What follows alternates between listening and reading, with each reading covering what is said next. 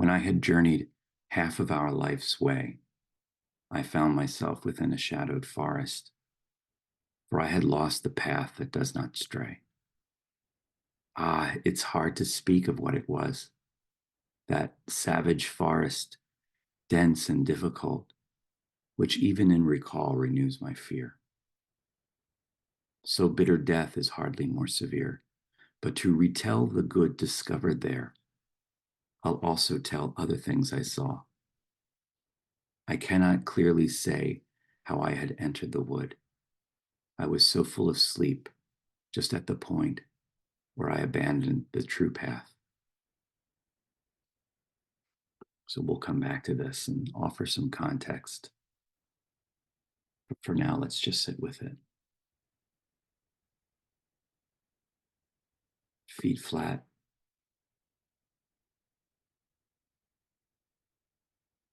Hands facing upward on the lap if that's comfortable or consistent with your practice.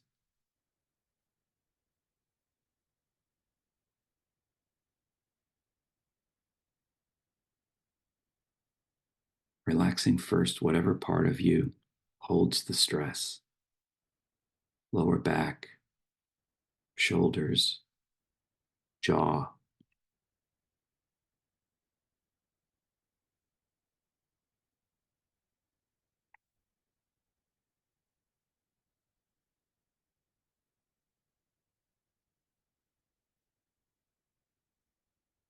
Softening the belly.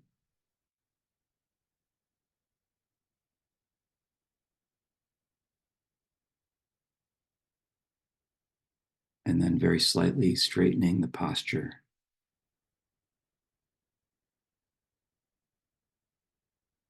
Lengthening the neck by a millimeter.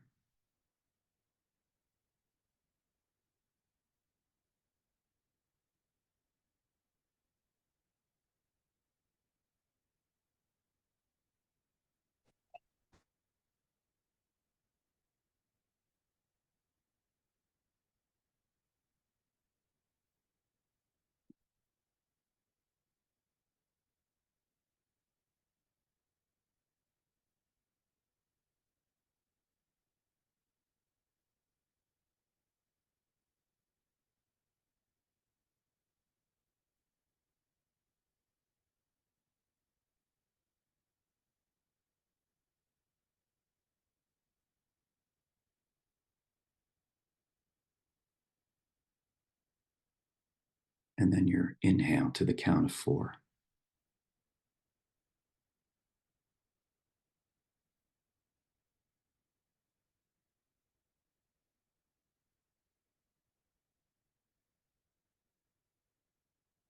And exhaling to the count of 5.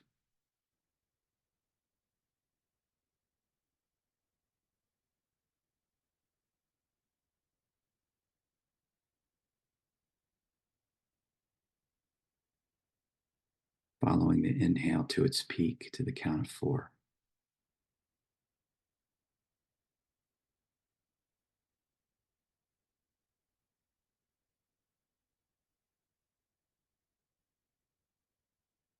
And exhaling to the count of 5.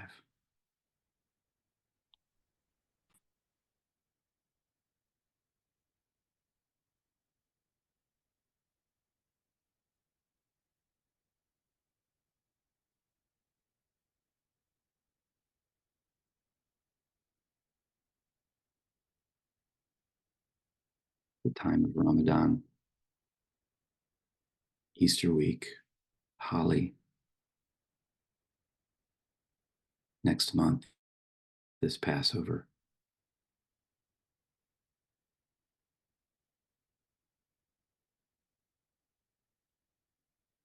Whatever tradition you're sitting within.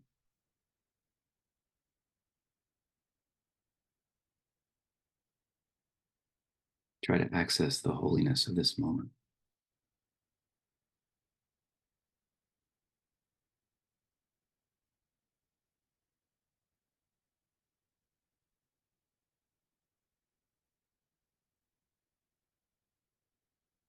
Four counts in.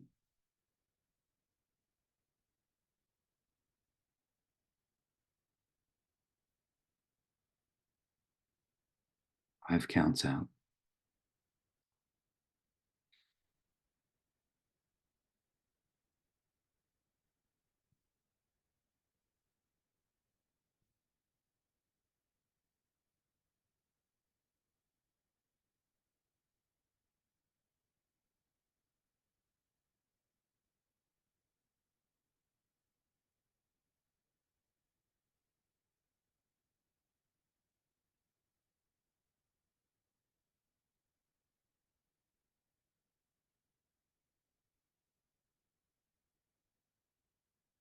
As you feel yourself distracted, note that that is exactly the purpose of the meditation, to just step back from your thoughts and watch them.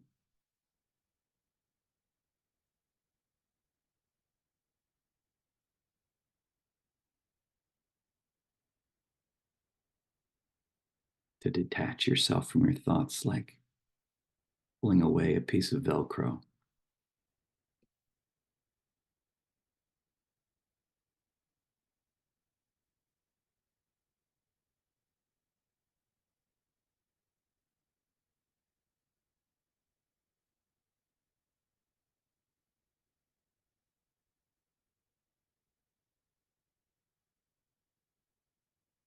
Watch the clouds of emotions passing,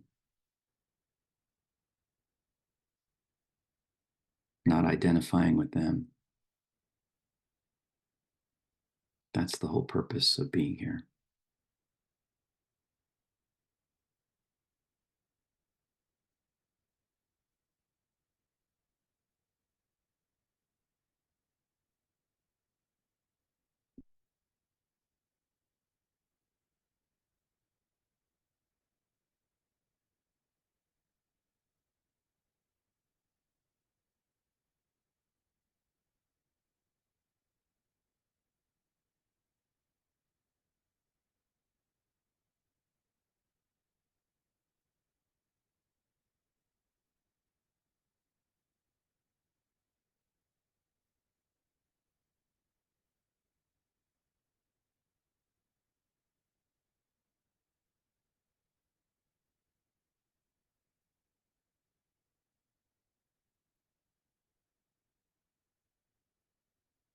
When I had journeyed half of our life's way,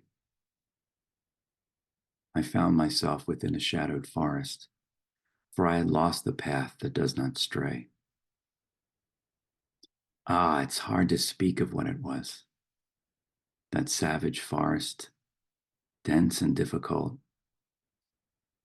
which even in recall renews my fear. So bitter death is hardly more severe. But to retell the good discovered there, I'll also tell the other things I saw. I cannot clearly say how I had entered the wood. I was so full of sleep, just at the point where I abandoned the true path.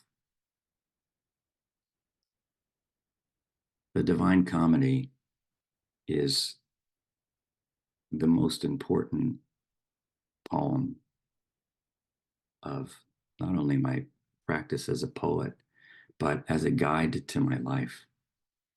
It's been a challenge to try to find a way to introduce it here because I've read several translations and I know that I'm not reading the medieval Italian of Dante. And even Dante acknowledges that it's hard to describe what he discovered in those regions of hell, purgatory, and paradise. It's hard to speak of what it was. It's a theme that continues throughout the poem. Even at the end, his first response coming out of paradise is to just say, it's hard to say what happened there. And so when I read my versions of the Divine Comedy and when I talk about it in my courses on translation, we have to first acknowledge that it's a translation of a translation. But even the language of translation theory is helpful in a spiritual context because everything we're talking about is a translation of the ultimate. But this is my favorite Good Friday poem. It happens that in the year 1300, Dante-poet, or the narrator of the poem, separate from the writer of the poem, enters into this dark wood and finds himself lost, chased by animals. But the Divine Comedy takes place over 10 days and ends the Sunday after Easter. And Dante himself was in exile when he completed it. The narrator of the poem is 35. He probably wrote it when he was a little older, but 35 was deemed to be the middle of one's life. He was forced to leave Florence for political reasons and ended up in Siena and then in Ravenna. And one crazy summer, I actually took the whole trip from Florence to Siena to his grave in Ravenna to follow that path. But the poem is full of middles. 1300 was said to be the middle of history. It's the middle of Dante's life. He's talking about the middle of our path. So he means the whole span of Christian history. And he's also stuck in the middle in this poem between two infinities. One is hell and the other is paradise. And purgatory, the place where our mistakes are burned off, is in the center. And that's the only place he travels through, which is in time. It is the middle space. It's the present moment. So he follows this path and ultimately sees Beatrice, his beloved, who goes from being an object and a person to an eternal presence, the beloved, a thou, at the end of the poem. And he gives up his own will for a higher power.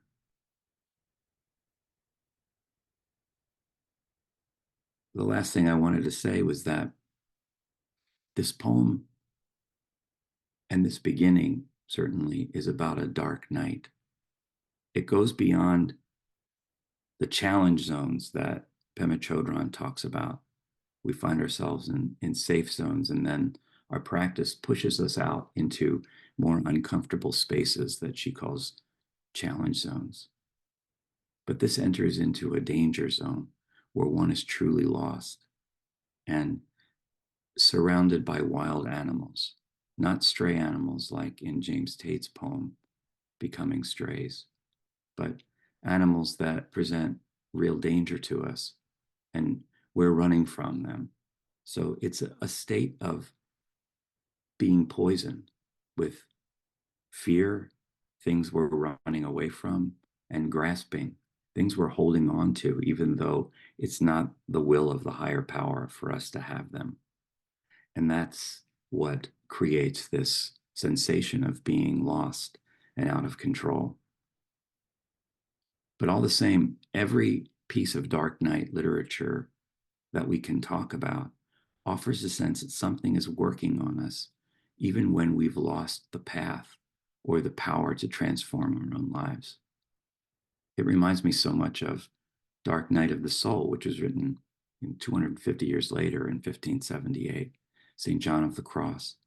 Here's what St. John of the Cross says: "O night that guided me, O night more lovely than the dawn, O night that joined beloved with lover, lover transformed in the beloved." That's just so wonderful because it's the entire Divine Comedy captured in one stanza of a poem. I'll say it again. O night that guided me, O night more lovely than the dawn, O night that joined beloved with lover, lover transformed in the beloved. And that's exactly what happens to Dante at the end of the Divine Comedy. He is transformed by the presence of this other who has become more than a person, more than a point of desire.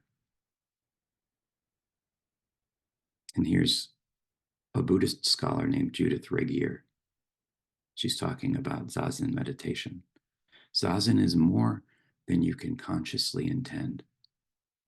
There's an unknown dark level of zazen that works in a mysterious way on all levels of our transformation.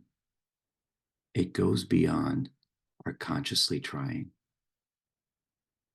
So what we're talking about is grace. We're talking about something that we have not necessarily earned, something that we have not necessarily worked to achieve, but which comes to us in this night of purgation, in this night of darkness.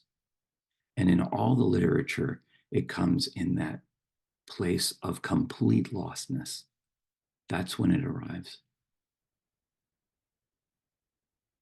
So let's get back into it. I just have a little question about that aspect of grace. So taking that comfortable seat again, feet flat.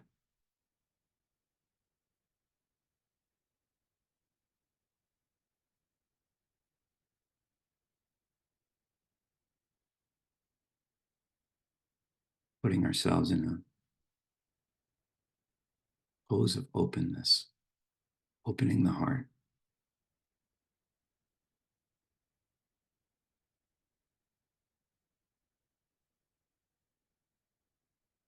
When we talk about surrender, it's not a wrestling away from our desires. It's just remembering how it felt to be open.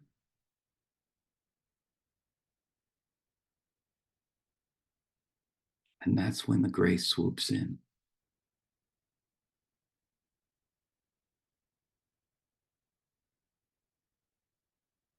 Softening the shoulders,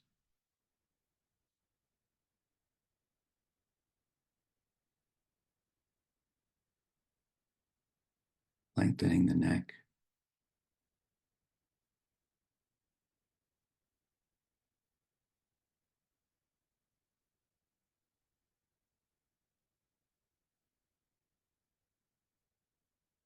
what grace beyond your trying has arisen out of the middle of this life's journey?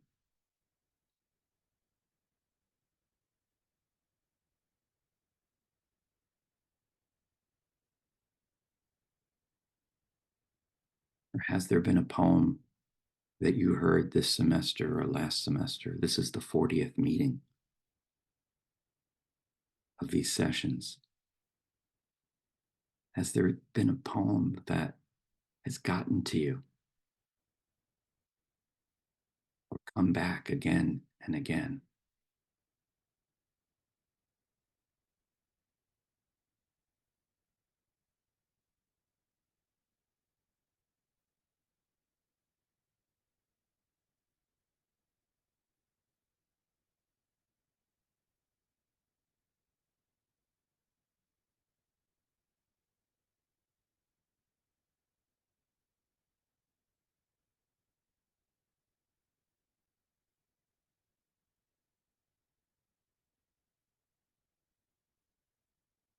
Just sit with that. If you've identified something, could be an animal, a garden, a poem.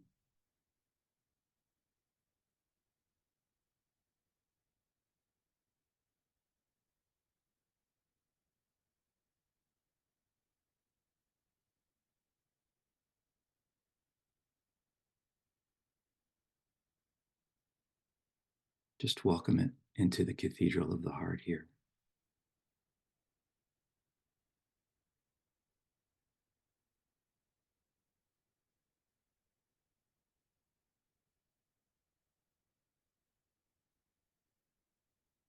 This is from the Tao.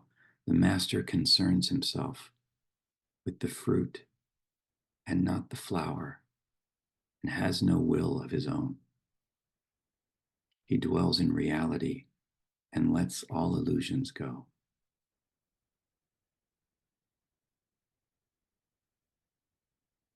The master concerns himself with the fruit and not the flower, and has no will of his own.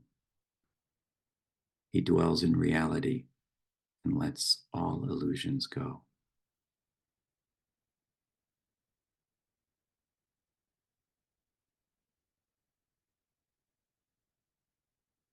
This is the path that does not stray. It's the way, it's the Tao, or it's the Eightfold Path, whatever tradition you're coming from.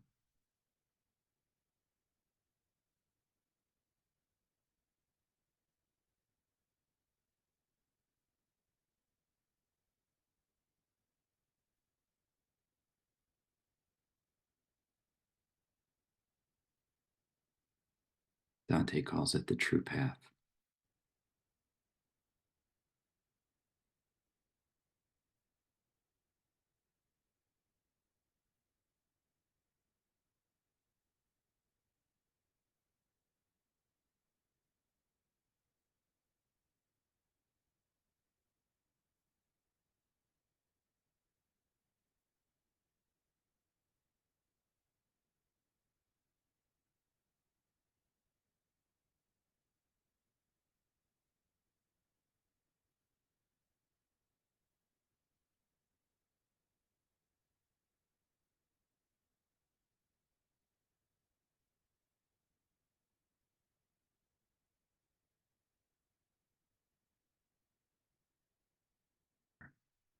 Zazen is more than you can consciously intend. There's an unknown dark level of Zazen that works in a mysterious way on all levels of our transformation. It goes beyond our consciously trying.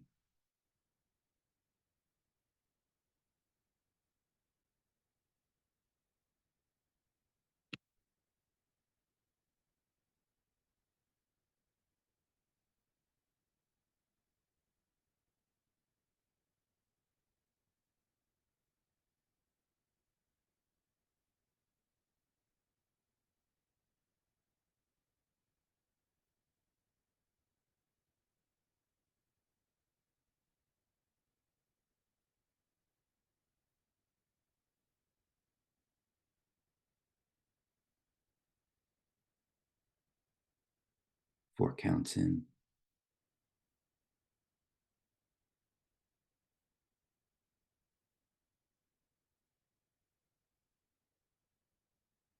Five counts out.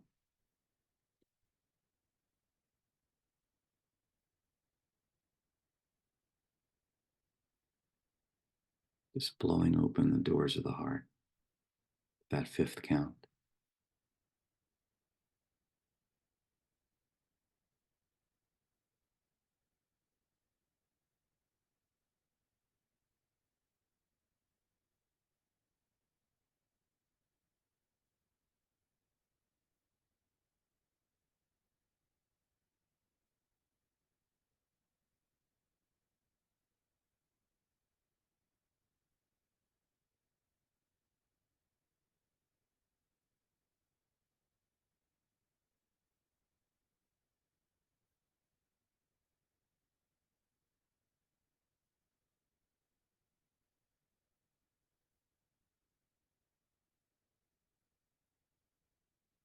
That placid stance of the witness, just watching the rustling of leaves, the brain secreting thoughts.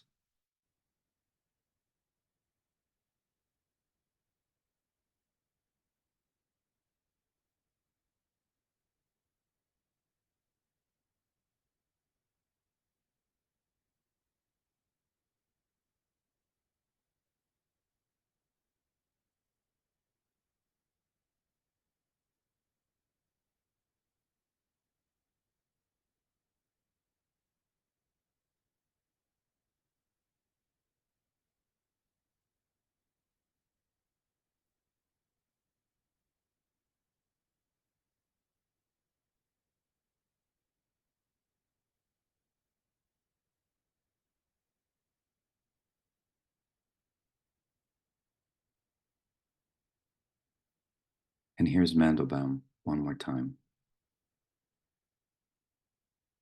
from the first canto of Dante's Inferno. When I had journeyed half of our life's way, I found myself within a shadowed forest. for I had lost the path that does not stray. Ah, it's hard to speak of what it was. That savage forest, dense and difficult, which even in recall renews my fear. So bitter death is hardly more severe.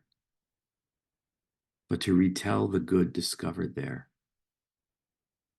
I'll also tell the other things I saw.